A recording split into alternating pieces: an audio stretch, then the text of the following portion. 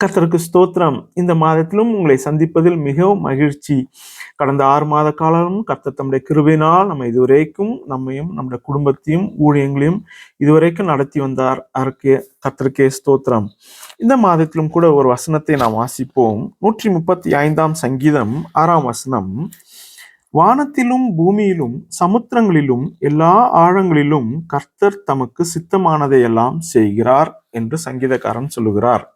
இந்த வசனத்தில் சங்கீதக்காரன் 4 இடங்களை இங்கே குறிப்பாக சொல்லுகிறார். ஒன்று வானம், பூமி, சமுத்திரம், எல்லா ஆழங்கள். இது வெறும் இடத்தை குறித்ததான ஒரு பட்டியல் அல்ல.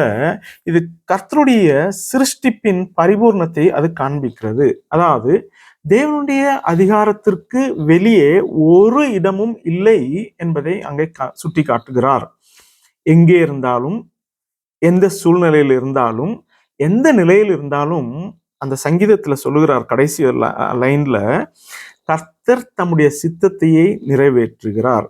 So God wants to fulfill his will. முதலாவதாக சங்கீதக்காரன் வானம் என்றதான இடத்தை குறித்து அவர் சொல்லுகிறார். இந்த வானம் என்று சொல்லும்போது தேவன் நம்மை விட அவர் உயர்ந்திருக்கிறார் என்பதை அது காண்பிக்கிறது. அல்லது வானம் என்பது அதிகாரத்தையும் மகிமையையும் ஆசீர்வாதத்தையும் தேவனுடைய சிங்காசனத்தையும் அது காண்பிக்கிறது. தேவனுடைய சித்தத்தில் நடக்கிறவர்களுக்கு எப்போதுமே ஒரு ஆசீர்வாதம் உண்டு. ஆகவேதான் உபாகமம் 33ஆம் அதிகாரம் 11ஆம் வசனத்தில் வாசிக்கும் போது வானத்திலிருந்து உண்டாகும் ஆசீர்வாதங்கள் என்று அங்கே சொல்லுகிறார். அப்போ அந்த வானத்திலிருந்து வர்றதான ஆசீர்வாதங்கள் என்ன? அதுக்கு கர்த்தர் மழையை கொடுக்கிறார், கிருபையை கொடுக்கிறார், தேவைகளை அவர் சந்திக்கிறார். யாத்ராகமத்திலே நாம் வாசிக்கும் போது வானத்திலிருந்து நான் உங்களுக்கு அப்பத்தை வர்ஷிக்க பண்ணுவேன் என்று கர்த்தர் சொல்லியிருக்கிறார். அந்த நாட்களிலே எகிப்திலே இஸ்ரவேல் ஜனங்கள் இருந்தபோது இஸ்ரவேலர்கள் விதைக்கவில்லை. ஆனால் கர்த்தர் வானத்திலிருந்து அவர்களுக்கு உணவை கொடுத்தார். அதே போல ஆகார் அழுத போது தேவன் வானத்திலிருந்து ஆகாருக்கு ஒரு ஆறுதலை கொடுத்தார். ஆனால் நாம் தேவனுடைய சித்தத்திற்கு எதிராக நடப்போமே ஆனால் சோதோம் கொமோரா வானத்திலிருந்து அக்னியால் அழிக்கப்பட்டது என்று நம்ம வாசிக்கிறோம். எகிப்தின் மீது 3 நாள் இருள் வந்தது என்று நம்ம வாசிக்கிறோம். அப்போ நம்முடைய ஜீவிதத்திலே நாம் கர்த்தருடைய சித்தத்திற்குள் இருப்போமே ஆனால் கர்த்தர் நமக்கு அப்பங்களை வர்ஷிக்க பண்ணுவார். நம்முடைய அழுகையில இருக்கும்போது, நம் போராட்டத்தில் இருக்கும்போது கர்த்தரை நோக்கி நாம் ஜெபிப்போமே ஆனால், கர்த்தருடைய சித்தத்தின் மத்தியிலே நாம் இருப்போமே ஆனால் கர்த்தர் நமக்கு செவி கொடுப்பார். கர்த்தருக்கு ஸ்தோத்திரம். இரண்டாவதாக பூமி என்றதான இடத்தை அங்கு சங்கீதக்காரன் சொல்லுகிறார்.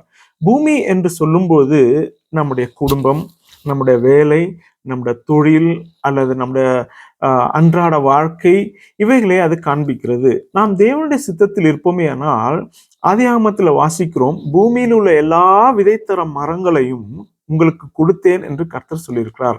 அதாவது தேவன் வாழ்க்கைக்கு தேவையானவற்றை எல்லாவற்றையும் பூமியிலே ஏற்படுத்தி கொடுத்திருக்கிறார்.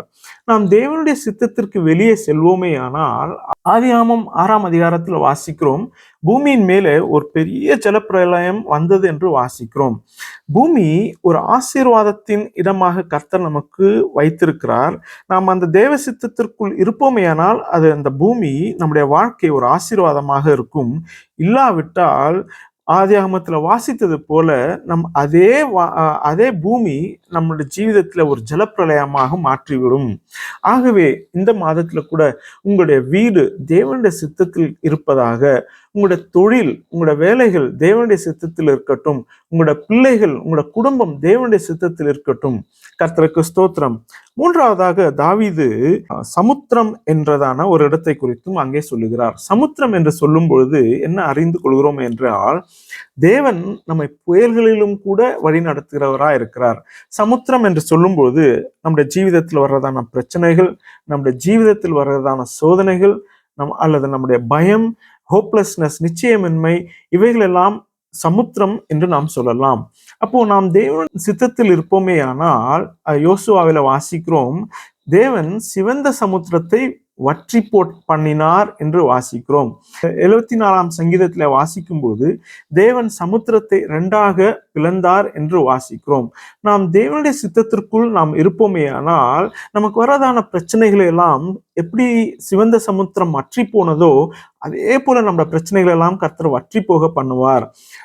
எப்படி சங்கீதத்திலே நாம் வாசித்தது போல சமுத்திரத்திலே 2ஆக பிளந்தார் என்று சொன்னது போல, உங்களுக்கு வருகிறதான சோதனைகள், உங்களுடைய எல்லா நிச்சயின்மைகள், உங்களுடைய பயங்கள் எல்லாவற்றையும் கர்த்தர் பிளந்து போடுவார். ஆகவேதான் சமுத்திரத்தையும் அதில் உள்ள எல்லாவற்றையும் உண்டாக்கியது தேவனே என்று நெகேமியா சொல்லுகிறார்.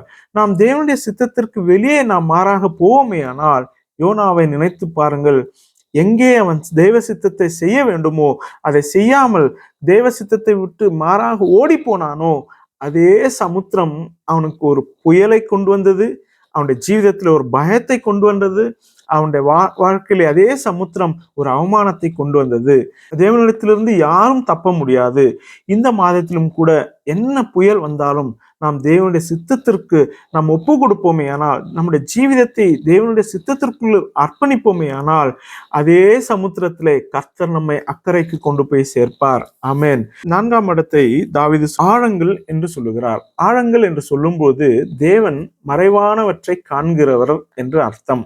ஸோ நம்முடைய ஜீவிதத்துல கூட ஆழங்கள் என்று சொல்லும்போது நம்முடைய ஒரு மனவேதனையா இருக்கலாம், அல்லது நம்முடைய ராத்திரியிலே சிந்துகிறதான கண்ணீரா இருக்கலாம், யாரும் பார்க்காத கண்ணீரா இருக்கலாம், அல்லது யாருக்கும் தெரியாத ஒரு போராட்டமா இருக்கலாம், அல்லது ஒரு மறைக்கப்பட்ட ஒரு பாவமாகவும் கூட இருக்கலாம்.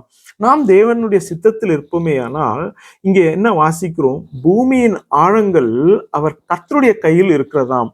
அப்போ நம்முடைய ஜீவிதத்துல என்ன மனவேதனைகளோ, ரகசிய கண்ணீரோ, அல்லது தெரியாத போராட்டமா இருக்குமே ஆனால், சங்கீதத்துல ஒரு 106ஆம் சங்கீதத்துல வாசிக்கிறோம், ஆழங்களிலும் தேவன் தமது ஜனங்களை நடத்தினார் என்று வாசிக்கிறோம். அப்போ நாமும் கூட கர்த்தருடைய சித்தத்திற்குள் இருப்போமே ஆனால், கர்த்தர் நம்மை அந்த ஆழத்தில் போகும்போதும் நம்மை நடத்துகிறவராய் இருப்பார். நாம் கர்த்தருடைய கரங்களை பிடித்து இருப்போமே ஆனால், அவருடைய சித்தத்திற்குள் இருப்போமே ஆனால், கர்த்தர் நம்மை நடத்துவார். ஆகவே தேவனுடைய சித்தத்திற்கு வெளியே இருப்போமே ஆனால் நாம் இருளிலே மறைந்து போய் விடுவோம். இன்றைக்கு அநேகர் சிலர் பாபேலை போல வானத்தை அடைய முயற்சிக்கிறார்கள். அவங்களோட பெருமையை அதை காண்பிக்கிறது. சிலர் யோனாவை போல சமுத்திரத்திற்கு ஓடுகிறார்கள். இவர்கள் எல்லாரும் தேவனுடைய அழைப்பிலிருந்து தப்பி தேவனுடைய சித்தத்தைக்கு மாறாக ஓடினார்கள். ஆனால் நாம் இந்த மாதத்தில் அப்படி செய்ய வேண்டாம். கர்த்தர் நமக்கு சித்தமானதை எல்லாவற்றையும் அவர் செய்கிறார் என்று சங்கீதக்காரன் சொல்கிறார். அவருடைய பார்வைக்கு வெளியே ஒரு இடமும் இல்லை. நான் எங்கே போனாலும் கர்த்தர் என்னை பாதுகாக்கிறார் என்றதான நிச்சயத்தோடு நாம் ஜீவிப்போமாக. இந்த மாதத்திலும் நாம் எங்கே இருந்தாலும், மலை உச்சியில் இருந்தாலும், வேலை இடத்தில் இருந்தாலும், குடும்ப போராட்டத்தில் இருந்தாலும், கண்ணீரின் பள்ளத்தாக்கில் நீங்கள் போய்கொண்டிருந்தாலும், நாம் தேவனுடைய சித்தத்தை நாம் நிறைவேற்றுவோமாக. ஆகவேதான் சங்கீதக்காரன் 139ஆம் சங்கீதத்துல சொல்கிறார், நான் வானத்தில் ஏறினாலும் நீர் அங்கே இருக்கிறீர், பாதாளத்தில் என் படுக்கையை போட்டாலும் இதோ நீர் அங்கேயும் இருக்கிறீர். தாவீது சொன்னது போல இந்த மாதத்தில் இதுதான் நம்முடைய நம்பிக்கை. அவர் வானத்திலும் இருக்கிறார், பூமியிலும் இருக்கிறார், சமுத்திரத்திலும் ஆழங்களிலும் அவர் இருக்கிறார். ஆகையால் நீங்கள் பயப்பட வேண்டாம். நாம் தேவனுடைய சித்தத்தில் நிலைத்திருந்தால் எந்த இடத்தில் இருந்தாலும் அவர் நம்மை ஆசீர்வதிப்பார், காப்பார், நடத்துவார், தம்முடைய சித்தத்தை நம்முடைய வாழ்க்கையில் நிறைவேற்றுவாராக. வானத்திலும் பூமியிலும் சமுத்திரங்களிலும் எல்லா ஆழங்களிலும் கர்த்தர் தமக்கு சித்தமானதை எல்லாம் செய்வார். ஆமேன், ஆமேன்.